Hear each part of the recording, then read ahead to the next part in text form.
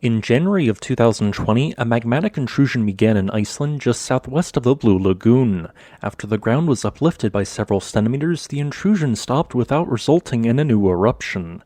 Then, 2 months later, another intrusion occurred in essentially the same spot, and in June, a third magmatic intrusion began to the northeast of the two prior locations.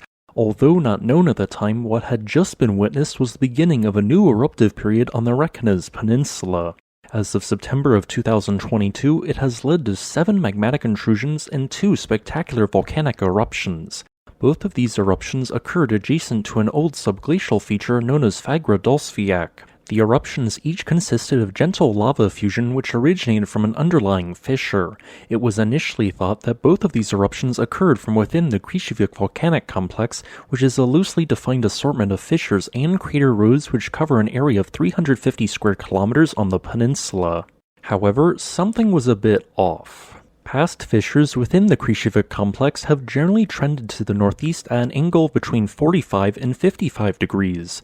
Yet, the 2021 Geldingadalir eruption produced a fissure which trended to the northeast at an angle of 62 degrees. On its own, this might not seem like too large of a difference, but this was quite peculiar given the nature of past eruptions of the Krysuvik complex.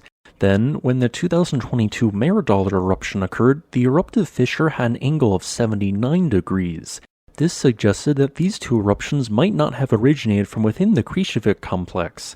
Looking around Fagradalsfjall, there are more fissures which have a similarly steep angle that don't match those found in either of the adjacent volcanic complexes.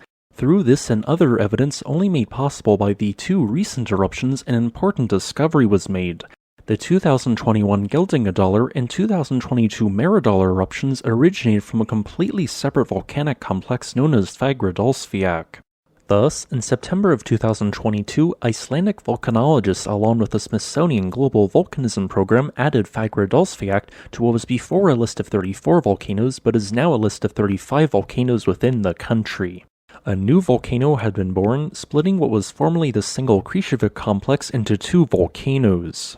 This new complex was defined as being 16 kilometers long and 5 kilometers wide, representing by far the smallest true volcanic area on the peninsula. It stretches from just east of Grindavik, representing its southernmost point, to Keilir, its northernmost point. However, the vast majority of this volcanic complex is located on and around the subglacial volcanic feature, which is how it got its name, Fagradalsfjall. This might seem like a pointless nomenclature change, but the designation is quite important in better understanding future volcanic threats on the peninsula.